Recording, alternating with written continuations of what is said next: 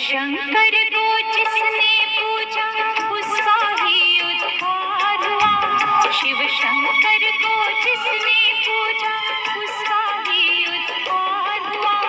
अंतकाल को भवसागर में उसका बेड़ा पार हुआ। भोले शंकर की पूजा करो, ध्यान चरणों में इसके धरो। शिव शंकर को जिसने पूजा उसका ही उद्धार हुआ। शिव शंकर को जिसने पूजा उसका ही उद्धार हुआ। अंतकाल को भवसागर में उसका बेड़ा पार हुआ। भोले शंकर की पूजा करो, ध्यान चरणों में इसके धरो। हर हर महादेव शिव शंभु, हर हर महादेव शिव शंभु, हर हर महादेव शिव शंभु, हर हर महादेव शिव शंभु।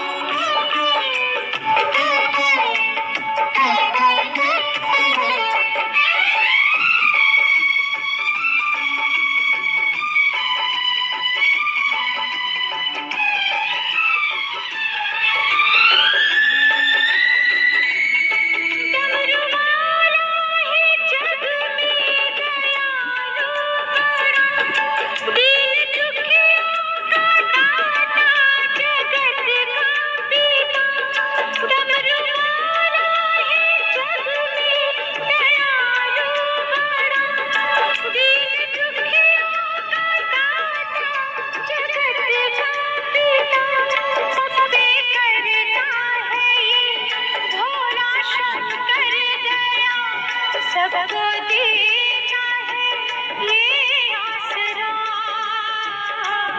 सबको देता है ये आसरा। इन पावन चरणों में अर्पण आकर जो एक बार हुआ। अंतकाल को भवसागर में उसका बेड़ा पार हुआ।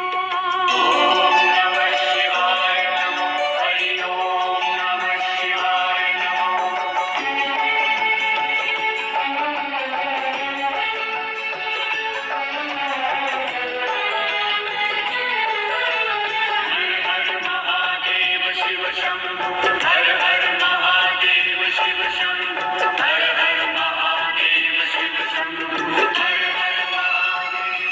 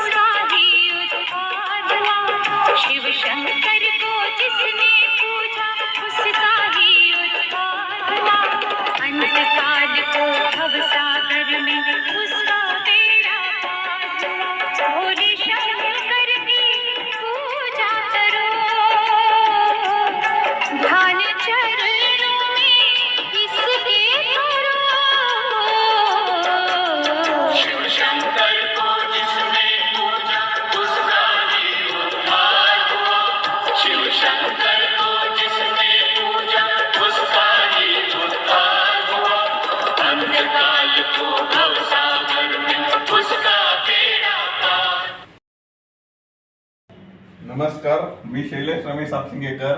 आज आपणास AI software, artificial intelligence, the digital transformation, कृत्रिम बुद्धिमत्तेची मराठीतून माहिती सांगणार आहे. माझे व्हिडिओ लाईक, शेअर, सबस्क्राईब करा. AI म्हणजे काय हे समजून घेणे का आवश्यक आहे, जाणून घ्या संपूर्ण माहिती. कृत्रिम बुद्धिमत्ता अर्थात आर्टिफिशियल इंटेलिजन्स AI आजच्या काळातील सर्वात परिवर्तनशील तंत्रज्ञानापैकी एक आहे. हे आपले जीवन, कार्यपद्धती आणि संवाद साधण्याची पद्धत बदलत आहे. AI हे एक प्रकारे मशीनच्या रूपात मानवाप्रमाणे समस्या सोडवणे, निर्णय क्षमता, तर्कसंगतता व नवीन गोष्टी शिकण्याचे काम करते.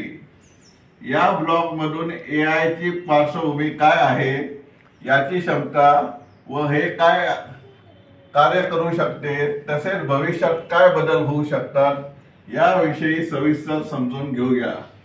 1. कृत्रिम बुद्धिमत्तेची मूलभूत तत्वे. कृत्रिम बुद्धिमत्तेला 2 प्रमुख प्रकारात विभागले जाऊ शकते. एक म्हणजे नॅरो AI आणि 2 म्हणजे जनरल AI. नॅरो AI ला कमकुवत AI, वीक AI म्हणूनही ओळखले जाते.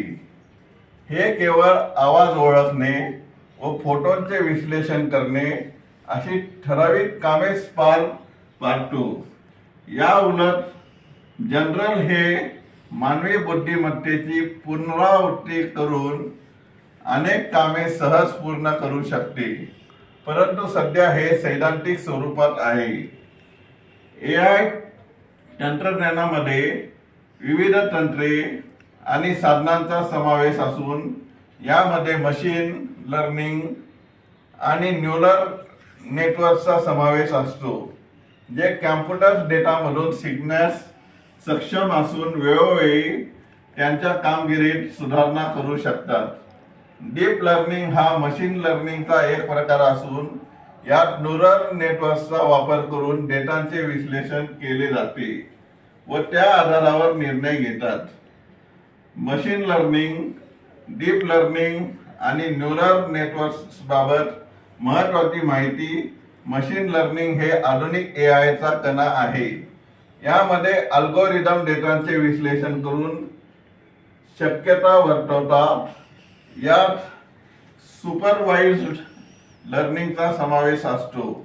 यामध्ये विशिष्ट डेटाच्या आधारावर मॉडेल्सला प्रशिक्षित केले जाते, तर अनसुपरवाइज्ड लर्निंग मध्ये उपलब्ध असलेल्या डेटाच्या आधारावर छुपे पॅटर्न्स ओळखण्याचे काम केले जाते. डीप लर्निंग यापेक्षाही एक पाऊल पुढे जाते. ते न्यूरल नेटवर्कचा वापर करून मानवी मेंदूमध्ये काम करते. हे नेटवर्क्स विशिष्ट स्तरांमध्ये काम करते. प्रत्येक स्तरातून पुढील स्तरावर टप्प्याटप्प्याने माहिती पोहोचवते. यामुळे डीप लर्निंगला डेटामध्ये जटिल पॅटर्न्स, फोटो व भाषण ओळखण्याची मदत होते. न्यूरल नेटवर्क हे डीप लर्निंगचा एक अविभाज्य भाग असून यामध्ये परस्पर संबंधित नोड्स किंवा न्यूरॉन्सचा समावेश असतो. प्रत्येक कनेक्शनचे एक वैशिष्ट्य असते, जे पॅटर्न ओळखून निर्णय घेण्यासाठी उपयोगी ठरते. अधिक प्रगत न्यूरल नेटवर्कचा AI च्या विकासात मोठा फायदा झाला असून यामध्ये अनेक क्षेत्रांमध्ये उद्दिष्ट साध्य करण्यास मदत होते. AI चा ऐतिहासिक विकास. प्रारंभिक विकास आणि महत्त्वाचे टप्पे. आर्टिफिशियल इंटेलिजन्सची संकल्पना प्राचीन काळापासून असून यात अनेक कथांचा देखील समावेश आहे. AI चा औपचारिक अभ्यास हा 20व्या शतकात सुरू झाला. वर्ष 1956 मध्ये जॉर्ज मॅकार्थी यांनी सर्वात प्रथम डार्टमाउथ कॉन्फरन्समध्ये आर्टिफिशियल इंटेलिजन्स ही संकल्पना वापरली. येथूनच AI च्या अभ्यासाला सुरुवात झाली. AI च्या विकासातील सर्वात महत्त्वाचा टप्पा म्हणजे 1950 मध्ये ॲलन ट्युरिंग यांनी केलेली ट्युरिंग चाचणी ही चाचणी मशीनची बुद्धिमत्ता क्षमता ही मानवी वर्तनाच्या तुलनेत वेगळी नसते हे स्पष्ट करते. येथूनच भविष्यातील AI संशोधन आणि विकासाचा पाया घातला. ट्युरिंग चाचणीचे महत्त्व. ट्युरिंग चाचणी ही AI तज्ज्ञानातील आधारस्तंभ आहे. यातूनच संशोधकासमोर मानवाप्रमाणे बुद्धिमत्ता असलेली मशीन्स तयार करण्याचे आव्हान निर्माण होते.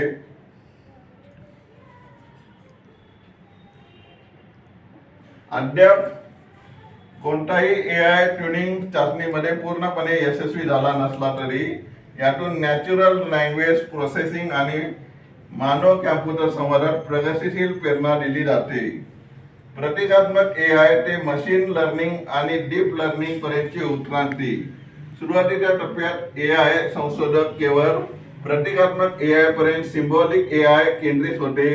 यामध्ये माहिती प्रदान करते व समस्या सोडवण्यासाठी चिन्हे व नियमांचा वापर केला जात असे. मात्र खऱ्या जटिल समस्येसमोर हा प्रयत्न अपुरा ठरला. 20व्या शतकात मशीन लर्निंग कडे सुरू झालेला प्रवास महत्वाचा टप्पा ठरला. यामुळे प्रोग्रामिंगवर अवलंबून राहण्याची शक्यता कमी झाली व AI सिस्टम्स डेटाच्या माध्यमातून शिकू लागले. 21व्या शतकात डीप लर्निंगच्या आगमनामुळे AIच्या क्षमता प्रचंड वाढल्या आहेत. प्रचंड मोठ्या डेटाचे विश्लेषण व जटिल पॅटर्न ओळखण्याची क्षमता याद्वारे डीप लर्निंग मॉडेल्सने कॅम्प्युटर विजन, संवाद ओळखणे व नॅचरल लँग्वेज प्रोसेसिंग सारख्या क्षेत्रामध्ये क्रांतिकारी बदल घडवले आहेत. AIचे मुख्य घटक. मशीन लर्निंग मध्ये विविध अल्गोरिदमचा समावेश असतो जे कॅम्प्युटर्सला डेटामधून शिकण्यास मदत करते. या अल्गोरिदमचे सुपरवाइज लर्निंग, अनसुपरवाइज्ड लर्निंग आणि रिइन्फोर्समेंट लर्निंग असे वर्गीकरण केले जाऊ शकते. 1. Supervised learning. सुपरवाइज्ड लर्निंग मध्ये मॉडेल्सना विशिष्ट डेटाच्या माध्यमातून प्रशिक्षण दिले जाते. म्हणजेच इनपुट डेटा योग्य आउटपुट सह जोडला जातो. या पद्धतीचा फोटो ओळखणे आणि भाषा अनुवाद सारख्या कामामध्ये प्रामुख्याने केला जातो. 2. Unsupervised learning. अनसुपरवाइज्ड लर्निंग मध्ये डेटामधून पॅटर्न ओळखण्याचे काम करते. यात क्लस्टरिंग आणि डायमेन्शनॅलिटी रिडक्शन या सामान्य तंत्रज्ञानाचा समावेश असतो जे ग्राहकाचे वर्गीकरण आणि त्रुटी शोधण्याचे काम करते. 3. Reinforcement learning. रिइन्फोर्समेंट लर्निंग हे वर्तणुकीच्या मानसशास्त्रावर आधारित आहे. येथे एजंट्स बक्षीस अथवा दंडाच्या माध्यमातून निर्णय घेण्यास शिकतात. ही पद्धत AI सिस्टमला गेम खेळणे व रोबोटला कंट्रोल करणे यासारख्या कामासाठी उपयोगी ठरते. 4. डीप लर्निंग मॉडेल्स हे अनेक स्तरांसह न्यूरल नेटवर्कचा